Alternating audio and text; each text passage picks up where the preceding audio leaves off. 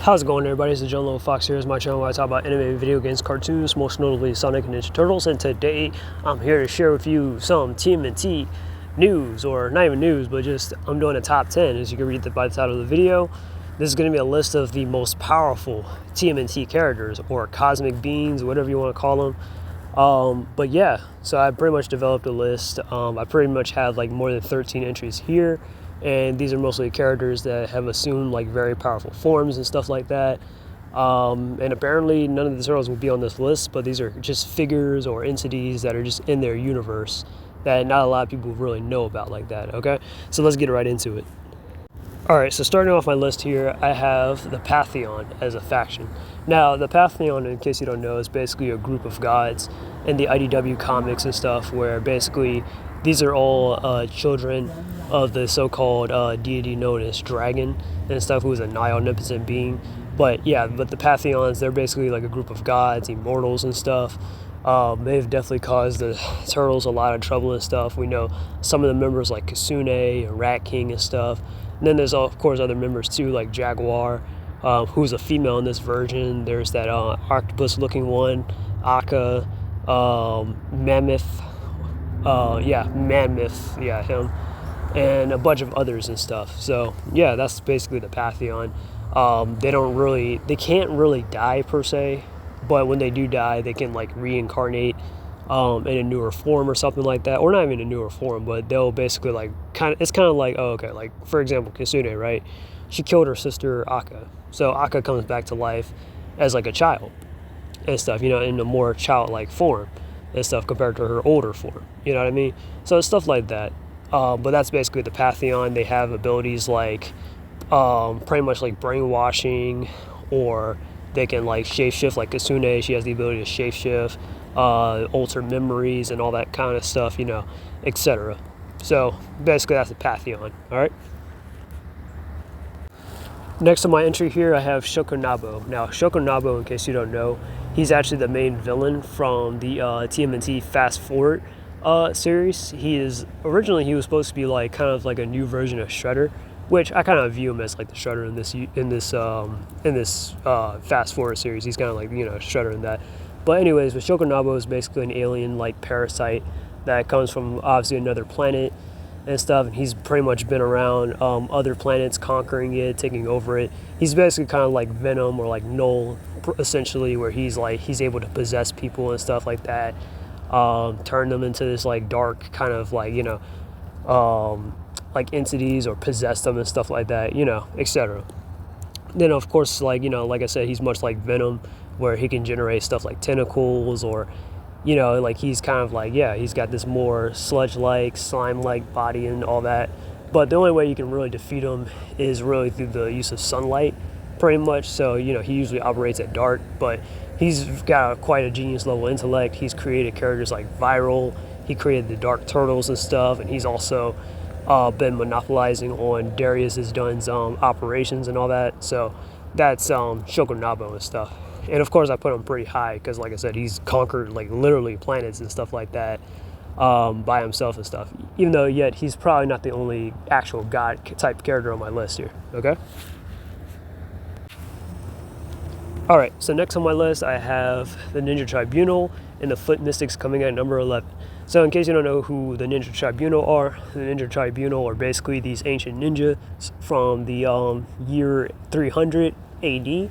And pretty much they had trained themselves to like ascend to like such a very high spiritual level and stuff, where they've reached immortality and trained in these powers of like spirituality, stealth, speed. Well, stealth is a part of speed, my bad. Stealth, strength, weapons, all that stuff. You know, basically they're the gods of all that inside the 2003 TMNT series. And they also train the turtles and stuff to actually help take down their lifelong enemy, the Tengu Shredder. Okay? But they're not exactly as powerful as the Tengu Shredder, even though, which is kind of weird because they defeated him, but yet they got defeated by his acolytes, the Foot Mystics, which is, again, in a shared entry here, considering that they seem to be a lot more powerful. Okay? And it's kind of also weird too, because throughout the 2003 series, after this season, the Tribunal's powers kind of fluctuate, where they're like getting overpowered by Cyber Shredder even. So that's why I haven't really ranked them too high on this list. But given the fact that they took down Tengu Shredder, who had the ability to like literally eclipse the planet itself and the sun, yes, they are definitely not small time. Okay. Coming at number 10, I have Pyadrof Nor. Now, Pyadrof Nor is somewhat of a one-off character, but he's in a two-part comic called Tales of the TMNT in this story arc called Loop. Okay, it's only a two-part comic, basically, and is in one of the more earlier issues of Tales of the TMNT. But this is actually a pretty interesting story where Leonardo, actually, this is like a solo kind of Leonardo story where he teams up with none other than himself, but just different versions of himself from other time periods. So like you have his 8-year-old self, you have his 15-year-old self, you have his 45-year-old self, and you also have his 100-year-old self all teaming up together to try and help out Pyadrof Nor complete his cycle of reincarnation and stuff. But he's not an all-powerful being though. He is very powerful where he's also ascended past the spiritual plane and all that stuff, or physical plane of existence, and he's like this spiritual being now.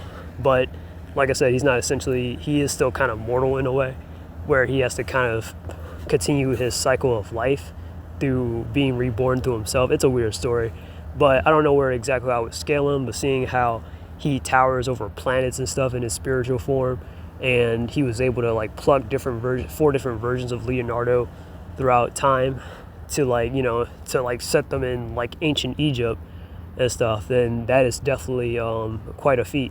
Okay, so that's where I'll put him on my list for number 10. At number 9, I have Ultimate Draco from the 2003 TMNT series. Now, in case you don't know who Ultimate Draco is basically the fusion of Draco, Master Splinter's arch rival from the Battle Nexus tournament, and the Ultimate Ninja, aka you. Now, basically, these two had gotten into it, like they ended up getting fused at the events of the whole Battle Nexus tournament, and they wanted to take out their revenge on the Turtles, the Daimyo, and everyone that, you know, was involved, like Usagi Jimbo or Miyamoto, all that stuff, okay? So, basically, they showed up, took the Time Sector and the War Staff, two of some of the most powerful items inside the TMNT universe, and has sent the Turtles throughout different dimensions, timelines, other universes, etc. So as we all know, like Leo was sent to like Usagi Jimbo's world. Let's see, Raph was kind of sent a little bit in the future, well, 100 or so years in the future actually, where he met this racer named Falcon and stuff, and he competed in a race.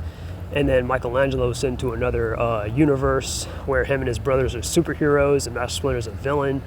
And Donatello, most notably, if you all know that storyline, same as there never was, Donatello was sent to that timeline thanks to Ultimate Draco.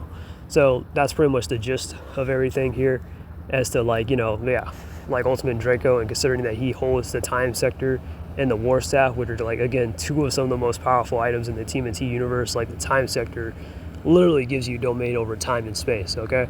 I'll probably explain a little bit more later, but pretty much the ability to control time and space, that's basically the universe itself in its own pocket, all right? Okay, but that's just Ultimate Draco. All right, coming at number 8, I have Tengu Shredder, the real Shredder, or Oroku Saki, from the 2003 series. So in case you don't know who Tengu Shredder is the original Shredder from the 2003 series and stuff. The Utrom Shredder, who is normally the primary or the regular Shredder that the Turtles usually go up against, actually stole his identity from Tengu Shredder so he can use his reputation to kind of like, you know, strike fear in his enemies and stuff like that when he was chilling on Earth. But Tengu Shredder, yeah, he's a very powerful demon sorcerer, godlike character and all that stuff.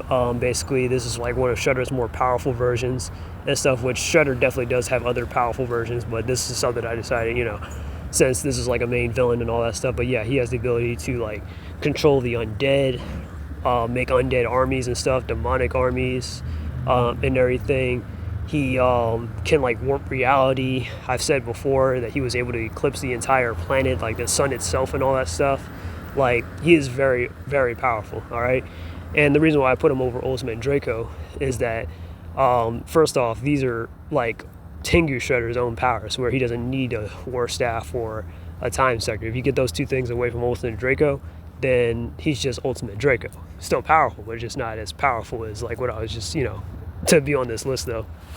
But anyways, Tengu Shredder's deal is that pretty much originally he was supposed to be the final villain for the 2003 Ninja Turtles and stuff, where he was supposed to be their true ultimate enemy and all that stuff, and their most powerful enemy. Like, they've never faced anything before in their life and all that stuff, and the chances were pretty low. And this is already after the fact that they had dealt with Ultimate Draco and all that other stuff that came before it. So yeah, so Tengu Shredder is a pretty big deal. Alright, coming at number 8, I have Armagon. Now, I've said it before, and this is IDW's version of Armagon. Now, I've said before how I'm not a huge fan of what IDW or what Sylvie Campbell had did with the Armagon character, which we've all known as like a shark-type assassin bounty hunter that's usually either a mutant shark or an alien shark and whatnot. But Armagon, in this version, he was accidentally created by Donatello, where basically this creature has like literally the ability to eat away the entire universe itself and whatnot. He can eat away all of like time and space, destroy timelines and all that stuff. So that easily puts him in the range of universal to multiversal type level and stuff, It was definitely a big finish for the original run of IDW with the issue 150 and all that stuff. But yeah, Armagon's basically the main villain. And it took the help of Donatello and Venus, and I believe some of Donatello's children, just to like actually put down and defeat Armagon. All right, so that's where I'll place this character at number 7. All right, coming at number 6 and number 5, I have Worm and Mr. Og. Now, in case you don't know who Worm and Mr. Og is, I'm going to start with Worm first. Now, Worm is a character from the 2012 series who is a powerful reality warper who was placed inside a fifth dimensional like prison for a while, much like a genie in the bottle kind of situation, where basically, if this character had ever gotten out, he can like take over and destroy the universe, or 10 dimensions, as they call it inside the 2012 series and stuff. So we don't know where exactly that might rank at. That could be 10 different universes or whatever, but yeah, pretty big deal. But yeah, and then there's also Mr. Og, who's also been a very classic TMNT villain from the 87 series, or he was more so of a one-off type villain that appeared in a few kind of episodes, but he's definitely been making the rounds inside the Saturday morning cartoon comics for a bit, where he was the one that some of those alternate versions of the Turtles, as we see on that new cover and stuff, with the 2003 Donatello, the Mirage, Leonardo, Jenica, unfortunately, Rise, Raphael, and 2012 Michelangelo, all fighting the 87 Turtles. But those are all just creations created by Mr. Og just to mess with the Turtles, basically. But basically, the reason why I rank Mr. Og and the Worm on the level of number 6 and 5 is because they're basically Mr. Missy Spidlig inspired characters. The villain of Superman, where Mr. Missy Spidlig has the ability to warp reality. And usually Superman, whenever he fights against him, he can't do anything against him because he's just so all-powerful. He's on a whole other type of dimension type stuff, So usually it requires the hero in this situation to kind of outthink this type of character, because you can't beat them with physical force and stuff, because they can regenerate, destroy planets if they felt like it. They're more zany, etc. So that's basically where I will rank Worm and Mr. Og. Alright, coming at a tie for number 4 is Lord Simultaneous and Tilly Ritnett. So in case you don't know who Lord Simultaneous is a powerful Time Lord. Basically, he specializes in obviously time and whatnot, where he can control time and space. He's like probably the most powerful user of the time sector, as we know, which has the ability to control time, stop time, speed up time, slow down time, send people back in time, send people forward in time, etc. Everything that's time related that you can think of, the time sector can do that in spades. And so can Lord Simultaneous, with or without the time sector, okay? He can project himself across other like timelines and stuff like that. So that's just an idea of how powerful he is. We don't know what his limitation is, but yeah. And now we know that Tilly Ritnett is also in his placement as well. in the IDW comics, or Mirage, because it's the same version. And Alita is now Renette's apprentice and stuff. So now she's in her little placement. So even Lita might have the potential to aspire to that level as well. But anyways, that's where I will place Lord Simultaneous and Renette. Alright, coming at number 3, I have Inzuganai and Inzumi. Now, in case you don't know who these characters are, these are also some one-off characters, but there are also some powerful godlike characters at that. That was in the Archie comics and stuff. They symbolize yin and yang, Taoism, basically. They're pretty much brother, sister, wife, husband. It's kind of weird, I know, but yeah, but there's some pretty powerful characters and stuff. I don't know where exactly to scale them at, but considering how, like, literally Inzuganai had the ability to, like, literally take out his eye and make it the sun in the Archie Comics universe, that's some pretty powerful stuff. So he easily ranks pretty high on my list of most powerful TMNT characters. And since these are one versions of the characters and stuff, I would have to say, like, because usually whenever there's multiple versions of a character, then that means that, oh, okay, so they're like a dime a dozen. But when there's only one type powerful cosmic being and stuff like that, then that can imply something different, which I'll get into later in a second. Then coming at my top 3, I have Braham, Dragon, and Dreamer. Now, I'm going to go on a little rundown here, and I definitely recommend reading Shredder in Hell in case you haven't. But basically, Dragon and Dreamer are like pretty much the deities of the IDW TMNT universe, where they symbolize life and death.